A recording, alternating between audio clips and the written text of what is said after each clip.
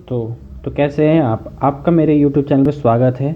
आज मैं आप लोगों के लिए BMS फर्स्ट ड्रॉप का संस्कृत सब्जेक्ट का चैप्टर 1 लेके आया हूँ। संस्कृत 1 परिचय। इसे मैंने 2 पार्ट में बांटा है, पार्ट 1 और पार्ट 2। तो चलिए पार्ट 1 स्टार्ट करते हैं।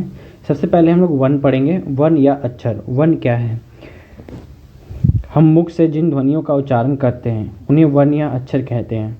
1 के 2 भेद हैं, स्वर 1 और व्यंजन 1। तो सबसे पहले हम लोग स्वर पढ़ते हैं। स्वर जो है 9 होते हैं। अच प्रत्याहार को ही स्वर 1 बोलते हैं। अच प्रत्याहार के बारे में डिटेल में महेश्वर सूत्र में पढ़ेंगे। अब आगे देखते हैं। स्वर वे ध्वनियाँ हैं जो बिना किसी अन्य ध्वनियों की सहायता से बोली जाए, जो स्वतंत्र रूप से बोली जाए वे स्वर वर्ण है। ठीक है, इसका मतलब है जैसे कि ऐसा कोई वर्ण जिसको बोलने पे किसी अन्य ध्वनि का सुनाई ना दे उसे ही स्वर कहते हैं। जैसे एग्जाम्पल में देखा जाए आ, ई, ऊ, इन्हें बोलने पर किसी अन्य ध्वनि की सुनाई नहीं देती है, इसे ही स्वर कहते हैं। व्यंजन। व्यंजन ये 32 होते हैं। हल प्रत्याहार को व्यंजन कहते हैं। जो स्वर ध्वनियों की सहायता से या जो स्वतंत्र रूप से ना बोले जा सके उन्हें ही व्यंजन कहते हैं। इसका मतलब है कि जब हम कोई वर्ण बोलते हैं उसको बोलने में किसी अन्य वर्ण की सहायता ली जाए उसे ही व्यंजन कहते हैं। उदाहरण, का बोलने पर हम पाते हैं कि का के साथ आ का भी उच्चारण हो रहा है, इसे ही व्यंजन कहते हैं। जैसे एग्जाम्पल देखिए, का प्लस आ इक्वल टू का होता है। ठीक है, इसी तरह ये खत्म होता है। अब हम बात करेंगे महेश्वर सूत्र। महेश्वर सूत्र सबसे इम्पॉर्टेंट टॉपिक है। अगर इसे आप सही से समझ जाते हैं तो ये आपका लगभग 80 से 90% व्याकरण कंप्लीट करा देगा। और ये संस्कृत का सबसे इम्पॉर्टेंट टॉपिक है, इससे ऑलमोस्ट सारे व्याकरण कंप्लीट होते हैं। तो हम इसके बारे में समझते हैं। अब पाणिनि ने महेश्वर सूत्र का उपयोग कर व्याकरण के नियमों को बनाया है। व्याकरण के नियमों को बनाने के लिए महेश्वर सूत्र का उपयोग किया था पाणिनि ने। इनकी उत्पत्ति भगवान शिव के डमरू से हुई है। महेश्वर सूत्र की संख्या 14 है। अब वो इस प्रकार है: आ, ई, उ, रे लिरिक, ए ओंग, ए ओच, हाइवरट, लन, यमगंडम, झवई, घरदस, जब घरदस, खप चटत चटतव, कपई, शस्यर, हल। इसका आप उच्चारण भी सही से करिएगा और इनके जो लिखे हैं वो सेम टू सेम लिखिएगा। अगर हल्का सा मिस्टेक हो जाएगा तो आपका मार्क्स कट जाएंगे। ठीक है, ये देखिए, ये मैंने डायग्राम के थ्रू समझाया गया है। आयुन, रिलिरिक, एओंग, एओच, हाइवरट, लन, यमगंडम, झवई, घरदस, जब घरदस, खप चटत चटतव, कपई, शस्यर और हल। इनकी उत्पत्ति शिव जी के डमरू से हुई है।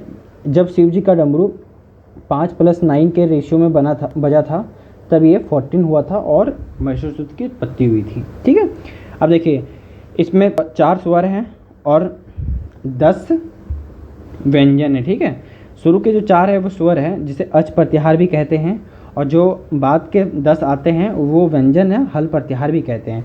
अब अच प्रत्याहार इसे क्यों कहते हैं? देखिए, ये आ से स्टार्ट हो रहा है और चा पे ख़त्म हो रहा है। ठीक है, यहाँ पे देखिए, आ से स्टार्ट हो रहा है, चा यहाँ पे ख़त्म हो रहा है। तो यहाँ से लेके यहाँ के जो वर्ण है वो अच प्रत्याहार के अंदर आते हैं। ठीक है, अब हल का हा यहाँ से स्टार्ट हो रहा है और ला यहाँ पे ख़त्म हो रहा है, इसे हल प्रत्याहार कहते हैं। ठीक है, इसका जो लास्ट वर्ण है उसे हम लोग नहीं लेते क्योंकि ये इस संज्ञा की सहायता से इसका लोप हो जाता है। ठीक है, इसे हम नहीं गिनते हैं। इस तरह एक क्वेश्चन पूछेगा, इस संज्ञा बताइए महेश्वर सूत्र में, तो कोल टोटल 14 बताना है। कोई इसको 15 बताता है। ठीक है, अब 15 बताने का रीज़न मैं बताता हूँ। जैसे कि हम लोग लन के बारे में पढ़े हैं, ला प्लस आ प्लस ना ऐसे लिखते हैं इसको। ठीक है, इसी कारण से कोई इसको 15 ही बोलते हैं और कोई 14 ही बोलते हैं। ठीक है, अब इसके अन्य नाम में देखा जाए तो पाणिनीय सूत्र इनको इसलिए कहा गया है क्योंकि इनको पाणिनि ने बनाया है। शिव सूत्र इसलिए कहा गया है क्योंकि इनको शिव के डमरू से बनाया गया है। प्रत्याहार सूत्र इसलिए कहा गया है क्योंकि प्रत्याहार भी बनते हैं, जैसे कि अभी मैंने आपको बताया। अब प्रत्याहार, आकार वर्ण से 8 प्रत्याहार बनेंगे: अन, अक, अच, अट, अन, अश, अल और अम। ठीक है, जैसे अन। अब अन प्रत्याहार क्या है? अन प्रत्याहार के बारे में पूछा है कोई। ठीक है, क्वेश्चन। अब जैसे आ, ई, उ और ना। आयुन, आ से स्टार्ट हुआ और ना पे ख़त्म हुआ। जैसे देखिए यहाँ पे है ना, आ और ना इसको नहीं लिखेंगे क्योंकि ये लोप हो जाता है इस संज्ञा से। ठीक है, इसी तरह अक में क्या आएगा? आ, ई, उ, री, लिरी और का कौन लिखेंगे क्योंकि इसका भी लोप हो जाता है। इस तरह से इसमें कितने वर्ण हैं, 1 2 3 4 5। इस तरह से आपको क्वेश्चन में कुछ भी आ सकता है, जैसे अक बोल दिया, अन बोल दिया, अच बोल दिया, अस बोल दिया, अल बोल दिया, इस तरह से पूछ दिया और आपको मैसूर सूत्र याद रहने पे ये आप उस पर सारे वर्ण लिख सकते हैं। ठीक है, बस आप लास्ट वाले नहीं लिखिएगा। अब हम बात करते हैं उच्चारण स्थान। ये जो वर्ण है जिस स्थान से बोले जाते हैं, जहाँ से उसका उच्चारण होता है उसके स्थान। ठीक है, सबसे पहले हम बात करेंगे अकु विसर्जनायाम कंठा। ठीक है, कंठा का मतलब थ्रोट होता है, जिन वर्णों का स्थान कंठ हो उसके बारे में पढ़ते हैं अभी। आकार, आकार में हम लोग बात करेंगे आ प्लस आ। ठीक है, ये 2 वर्ण आते हैं, का वर्ग आते हैं क्योंकि आ, कु और हा भी आता है, हा लिखना छूट गया था। और इसमें विसर्जनायाम कंठा से विसर्ग आता है, विसर्ग मतलब ये। ठीक है, इसे ही विसर्ग कहते हैं। ओके गाइस, अब हम बात करते हैं इचु यशानम तालु। ई चावर्ग या और शा, इनके जो उच्चारण स्थान है वो तालु है। अगर अब देखिए, अब कुछ डाउट आएगा, कावर्ग क्या है, ठीक है, चावर्ग क्या है। कावर्ग हम बताते हैं, का, खा, गा, घा और अंगा। ठीक है, ये जो आ रहे हैं वर्ण वो कावर्ग में आएंगे। ठीक है, इसी तरह चावर्ग, टावर्ग, पावर्ग, तावर्ग आपको मिलेंगे बहुत सारे। अब अगले बात करते हैं ऋतु रसायनम मूर्धा। मूर्धा का मतलब होता है मस्तिष्क और मस्तिष्क का मतलब इंग्लिश में हेड होता है। ठीक है, री, टावर्ग, रा और शा, इनके जो उच्चारण स्थान है वो मूर्धा है।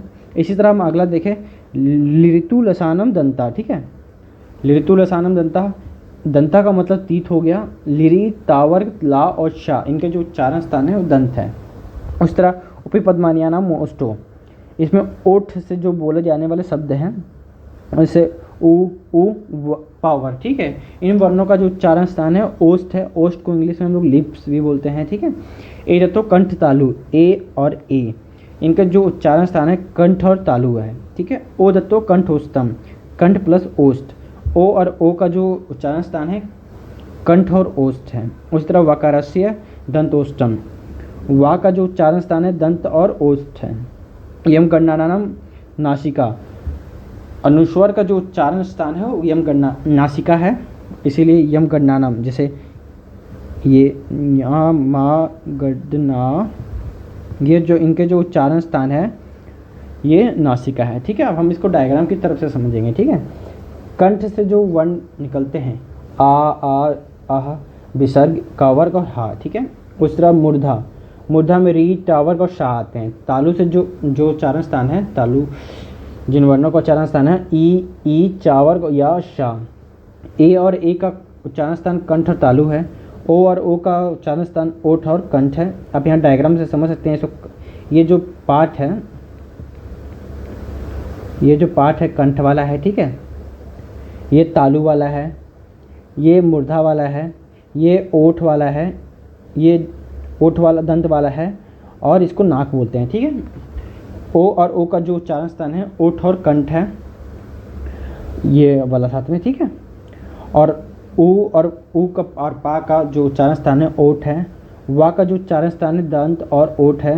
रा, ला का जो उच्चारण स्थान है दंत मूल है। यम गणनानाम का जो उच्चारण स्थान है नासिका है। ठीक है, इसी तरह ये टॉपिक कंप्लीट होता है। इसी तरह आपका पार्ट 1 कंप्लीट होता है। अगर आपको वीडियो पसंद आए तो लाइक, सब्सक्राइब करें और शेयर करें।